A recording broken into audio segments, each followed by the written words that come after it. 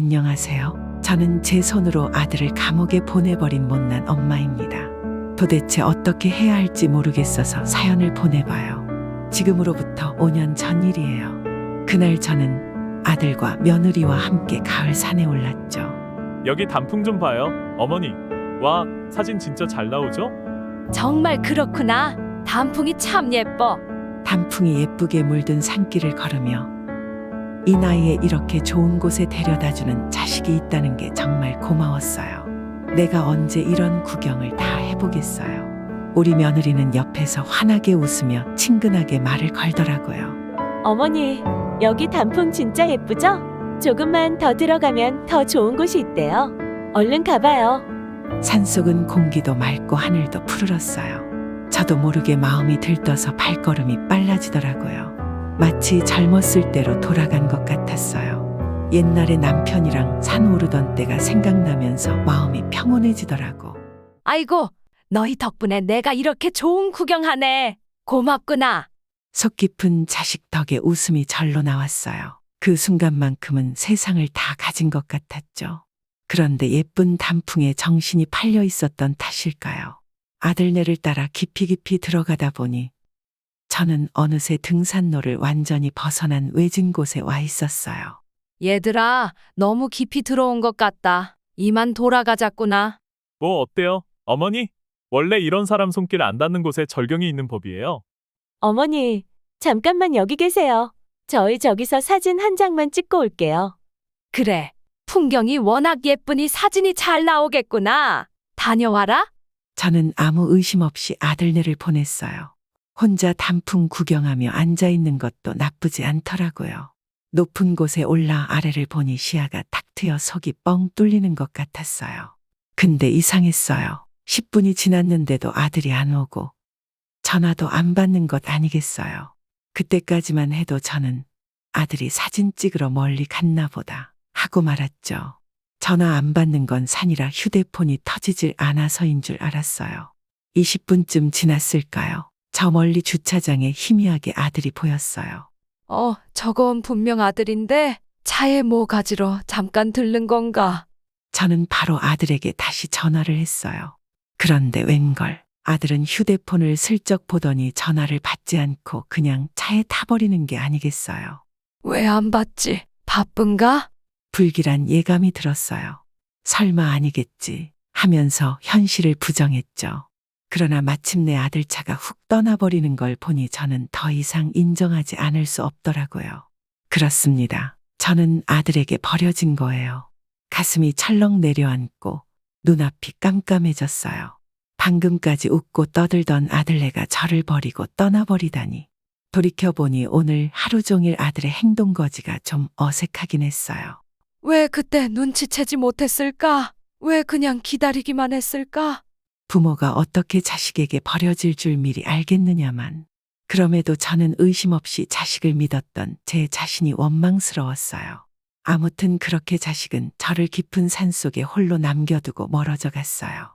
전 그 자리에 멍하니 주저앉아 한참을 어찌할 줄 몰랐어요. 자식이 나를 버리고 간 이 상황이 도저히 믿기지가 않더라고요. 그동안 자식이 제게 보여줬던 웃음과 따뜻한 말들은 다 가식이었던 걸까요? 내가 뭘 잘못했나? 대체 왜? 한참을 혼란스러워하다 문득 정신이 들었어요. 날이 빠르게 어둑해지기 시작했거든요. 가슴은 미어졌지만 그렇다고 그냥 앉아있을 순 없었어요. 일단 살아남아야 해. 이후 일은 나중에 생각하자. 저는 우선 아까 아들이 주차해 놓은 주차장이 멀리 아래에 보여서 무작정 그쪽으로 걷기 시작했어요. 근데 산길이란 게 무작정 방향만 맞춰서 간다고 되는 게 아니더라고요. 가다 보니 낭떠러지에 어떤 길은 사람이 다닐 수 없는 길이더라고요. 그렇게 한참을 헤매다 보니 산속은 금세 캄캄해졌고 저는 무서워서 그만 몸이 굳어버렸어요. 어디로 가야 할지도 모르겠고 한 발짝도 떼기 힘들더라고요. 자식을 믿은 내 자신이 바보 같아서 속이 쓰리고 치가 떨렸어요. 대체 왜? 평생을 뒷바라지해준 엄마한테 대체 왜? 마침내 제 마음속 깊은 곳에선 화가 치밀어 오르기 시작했어요. 저는 다짐했죠. 내가 꼭 살아남는다. 살아남아서 그놈들 죗값을 치르게 한다. 그리고 직접 물어볼 거야. 대체 나에게 왜 그랬는지. 저는 이를 악물었습니다. 화가 온몸을 채우니 오히려 공포감이 사라지더라고요. 앞은 안 보이지만 일어나서 조금씩 앞으로 나아갈 수 있었어요. 그렇게 저는 무작정 계속 걸었어요. 5시간이 지났는지 6시간이 지났는지 모르겠어요. 그냥 계속 걸었죠. 돌에 넘어지고 나뭇가지에 찔리고 가끔 넘어지기도 했지만 복수하겠다는 마음 하나로 걸었어요. 살갗은 찢어지고 몸은 추위에 떨리고 손은 감각이 없었어요. 나중에 들었는데 그때 온도가 영하 11도까지 떨어졌대요. 얇은 가을옷에 조끼 하나로 버티기엔 너무 추웠어요. 의식이 흐려지고 기력이 떨어져 더는 한 발짝도 못 걷겠다 싶을 때쯤 자고 싶다는 생각만 머릿속에 가득해지더라고요. 여기서 자면 끝이라는 걸 알면서도 눈만 감으면 편안해질 것 같은 유혹에 저는 계속 흔들렸어요. 그런데 사람이 죽으란 법은 없는 걸까요? 저 멀리서 사람 소리가 들렸어요. 야간 산행 온 등산객들이었죠. 살려주세요. 여기 사람 있어요. 제발 도와주세요. 저는 후레쉬 불빛을 향해 젖먹던 힘을 다해 소리쳤어요. 세상에! 다들 이리 와봐요. 여기 사람 있어요. 네? 아니 어르신, 새벽 4시인데 어떻게 혼자 여기 계세요? 네, 그게 아들네가 저를 여기 두고 가버렸어요. 저는 그렇게 천운으로 살아남았어요. 아니, 진짜 그런 후레 자식이 다 있나? 인간의 탈을 쓰고 어찌 그런 현대판 고려장이야 뭐야? 등산객들은 제 말에 진심으로 분노해 주었고 저를 위로해 줬어요. 정말 감사했죠. 그들은 저를 따뜻한 담요로 덮어주고 부축해서 안전한 곳으로 데려다 줬죠. 대학병원까지 택시도 잡아줬어요. 저는 저체온증으로 응급실에서 반나절 내내 링거를 맞으며 누워 있었어요. 몸이 채 회복이 되지도 않았지만 저는 억지로 퇴원을 한 뒤 곧장 경찰서를 찾았어요. 자식을 신고해야겠다는 생각에 마음은 무거웠지만 그동안 애써 키운 자식이 나를 이렇게 배신했다는 생각에 두려움보다 분노가 앞섰죠. 네, 어르신. 어떻게 오셨을까요? 그게 자식을 신고하려고요. 경찰에게 그간의 경위를 설명하는데 감정이 복받쳐 눈물이 났어요. 내 자식이 자기 부모를 버린 얘기를 제 입으로 직접 하는 게 얼마나 비참한 일인지 여러분은 모르실 거예요. 혹시 이게 다 내 잘못은 아닐까? 자식을 이렇게 만든 것도 내 탓은 아닐까? 그런 생각도 들더라고요. 정말 이상한 게 분명 자식이 한없이 미워야 하는데 아들의 만행을 경찰에게 말할수록 더 미워져야 하는데 왜 아들의 죄를 말할수록 오히려 좋았던 추억들만 계속 생각나는지 모르겠더라고요. 처음 태어난 아들을 본 순간 전 이렇게 맹세했었죠. 아가, 나는 앞으로 너에게 내 모든 걸 바칠 거란다. 넌 뱃속에 있을 때부터 유난히 작아서 엄마가 너무 걱정됐었어. 혹시 세상에 못 나오는 건 아닐까 무서웠지. 그런 네가 이렇게 천사 같은 모습으로 내 앞에 나타나줬구나. 손대면 부서질 것 같은 그 작디작은 몸으로 어렵사리 엄마에게 와줘서 고마워. 내 품에 안겨 웃는 너를 보니 엄마는 앞으로 무슨 일이든 다 이겨낼 수 있을 것만 같단다. 아가, 태어나줘서 고마워. 지금이 내 인생 최고의 순간이야. 그 아들이 무럭무럭 자라더니 어느새 성인이 되고 결혼하겠다며 처음 며느리를 소개해줬을 때 전 며느리가 너무 참하고 마음에 들더라고요. 그렇지만 이게 다 무슨 소용일까요? 지금 그 아들과 며느리를 제 손으로 신고하고 있는데 말이에요. 가슴이 미어지도록 아팠어요. 하지만 그럴수록 그들을 절대로 용서할 수 없었죠. 전 꿋꿋이 진술서를 써내려갔어요. 그렇게 몇 달의 시간이 흘러 저는 드디어 법원에 출석하게 됐죠. 원고석에 앉아서 피고석에 앉은 아이들을 보니까 가슴이 찢어질 것처럼 아프더군요. 정말 일부러 그런 게 아니에요. 제가 어머니를 버렸다니 말도 안 되는 소리잖아요. 우리도 어머니 잃어버려서 얼마나 발을 동동 굴렀다고요. 혹시라도 어머니께 무슨 일 생기신 건 아닌가 싶어서 온 동네를 뒤졌어요. 그랬는데 결국 어머니를 못 찾은 것뿐이라고요. 나중에 어머니가 무사하시단 소식 듣고 제가 얼마나 안심했는지 아세요? 그러니 지금 이렇게 법정에 서게 된 게 전 너무 억울해요. 제발 오해 좀 풀어주세요. 맞아요, 어머님. 무사하셔서 얼마나 다행인지 몰라요.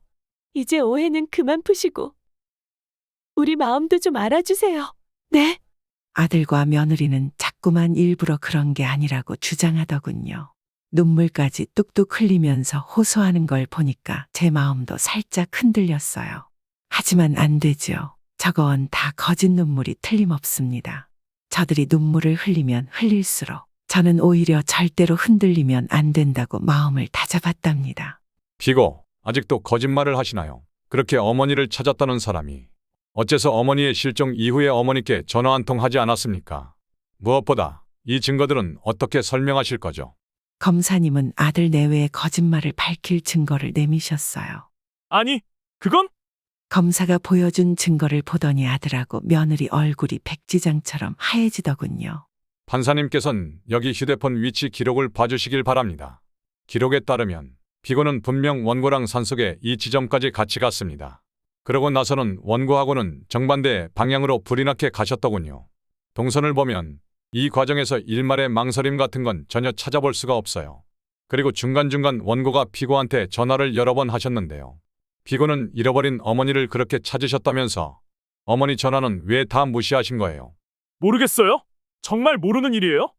이렇게 뚜렷한 증거가 있는데도 계속 거짓말만 하실 건가요?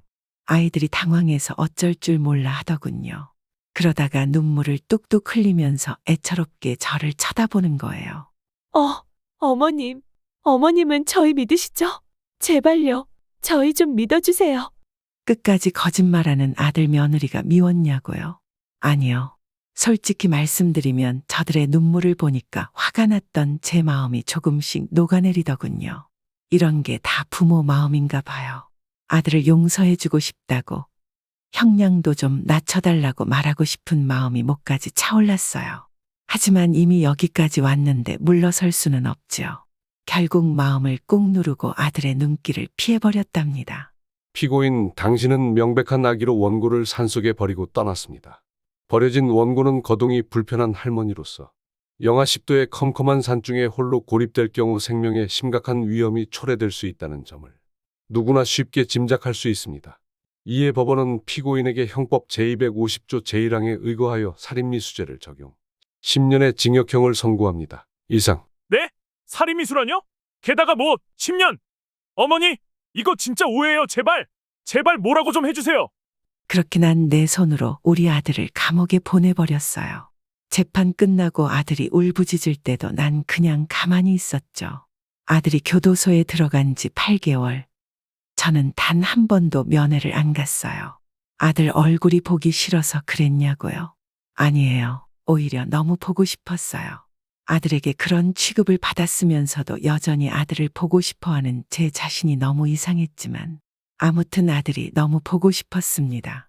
그럼에도 제가 아들의 면회를 가지 않은 것은 저를 해하려 한 아들 앞에서 제가 도대체 어떤 표정을 지어야 할지 알 수 없었기 때문입니다.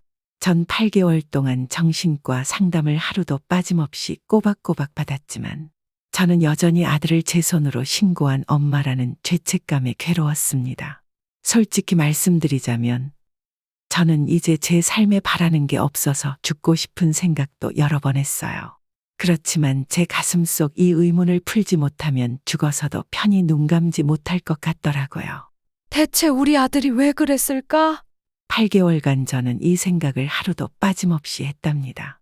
그래도 혼자서는 도무지 알 길이 없어 마침내 저는 제 손으로 감옥에 보낸 아들에게 8개월 만에 처음으로 면회를 신청했습니다. 그리고 지금 저 멀리서 우리 아들이 걸어오고 있네요. 오랜만이구나. 엄마, 보고 싶었어요? 저는 아들의 얼굴을 가만히 들여다보았답니다. 참 이상한 일이더군요. 그동안 아들이 정말 미웠거든요. 아들을 사랑했던 마음보다 곱절은 더 미웠을 거예요. 그런데 왜 이럴까요? 수척해진 아들 얼굴을 보니 미운 마음보다도 걱정이 앞서는 게 말이에요. 밥은 먹고 다니니? 그럼요, 엄마. 그런데 엄마, 제가 들어보니까 엄마가 탄원서 한 번만 써주시면 형량을 많이 줄일 수 있대요. 한 번만 도와주세요, 엄마. 그러려고 오신 거죠? 네? 저는 말없이 아들을 물끄러미 바라보았어요. 엄마, 써주실 거죠? 그 정도는 해주실 수 있으시잖아요? 왜 말씀이 없으세요? 네? 아들아, 네, 엄마 아들 여기 있어요. 아들아, 난 너를 진심으로 사랑했단다. 그 마음은 지금도 변함없어.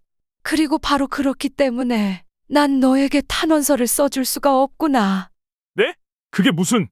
그날 난 앞으로 평생 네 얼굴을 보지 않으리라 다짐했단다.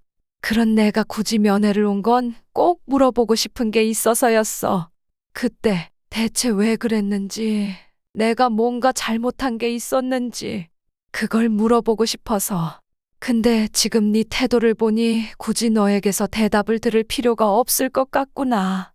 난 이만 가봐야겠다. 이제 너와 나는 평생 남이야. 엄마! 엄마! 저는 매정하게 일어나서 그대로 뒤돌아 나와버렸어요. 뒤에서 제 이름을 부르짖는 아들의 목소리를 외면한 채 그렇게 교도소를 걸어 나왔답니다. 대체 왜 그랬냐고, 내가 너희를 서운하게 한 게 있었냐고, 아니면 뭔가 큰 그런 잘못이라도 내가 저지른 거냐고 묻고 싶었지만 저는 굳이 묻지 않았어요. 자기가 저지른 죄를 뉘우치지도 못하는 아들에게 그 대답을 들을 필요는 없다고 생각이 들었기 때문이죠. 그래요. 이제 와서 진실이 뭐가 그리 중요하겠어요. 저는 그저 이 아픔을 가슴 깊숙이 묻어두고 남은 인생을 살아가기로 마음먹었답니다. 그렇게 5년이란 세월이 흘렀어요. 등기우편 왔습니다. 네? 올 데가 없을 텐데요. 여기 수신하셨다고 서명 한번 해주시고요. 확실히 전달드렸습니다. 편지의 발신인을 보는 순간 저는 그만 눈앞이 아찔해지더군요. 아들이었어요. 여러분, 지금까지 이 긴 이야기를 들어주셔서 정말 감사합니다. 이제 제가 이렇게 긴 사연을 털어놓게 된 진짜 이유를 말씀드릴게요. 부디 여러분, 아들의 이 편지를 들어보시고 제가 어떻게 하면 좋을지 조언을 해주시면 좋겠어요. 편지를 받자마자 아들 얼굴이 눈앞에 아른거려서 가슴이 저리더군요. 아들이 그때 말했던 것처럼 탄원서를 써줄까 하는 생각도 들어요. 사실 몰래 변호사한테 알아보니까 제가 탄원서만 써주면 아들의 수감 기간을 좀 더 줄일 수 있다고 하더군요. 저는 정말 어떻게 하면 좋을까요? 저희 아들이 보낸 편지 내용은 다음과 같습니다. 어머님께, 어머님, 정말 죄송합니다. 이 편지를 쓰는 내내 가슴이 찢어질 것 같고 자꾸만 눈물이 나네요. 지금에서야 깨닫습니다. 제가 어머님 마음에 얼마나 큰 상처를 드렸는지. 어머님 마음을 깨닫고 보니 용납할 수 없는 행동을 저지른 제가 더 이상 어떻게 사죄를 드려야 할지도 모르겠습니다. 어머님, 제가 그날 산에서 어머님을 홀로 두고 온 일 정말 후회하고 또 후회합니다. 짐승보다도 못한 추악한 짓을 저지른 제가 무슨 말씀을 더 드릴 수 있겠습니까? 저는 잘 알고 있습니다. 그날 어머님은 다행히 살아 돌아오셨지만 어머님의 마음은 아직 거기서 돌아오지 못했다는 걸요.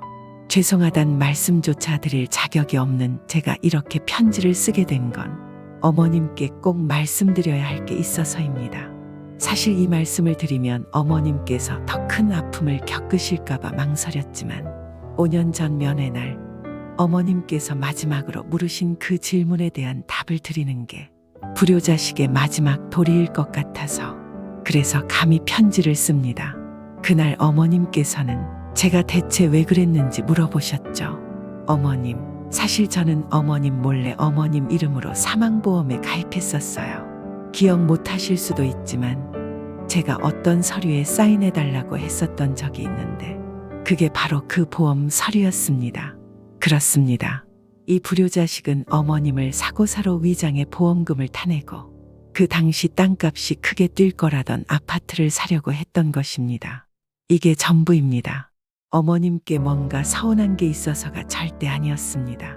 그저 제 안에 악마의 피가 흐르고 있었을 뿐. 다시 한번 말씀드리지만 저는 용서를 바랄 자격조차 없다는 걸 잘 알고 있습니다. 그렇기 때문에 이 편지가 그저 제 죄책감을 덜기 위한 게 아니란 걸 알아주셨으면 좋겠어요. 아, 제가 무슨 말을 더 할 수 있을까요? 앞으로 평생 속죄하면서 살겠습니다. 혹시 어머님께서 제가 죽기를 바라신다면 그렇게 하겠습니다.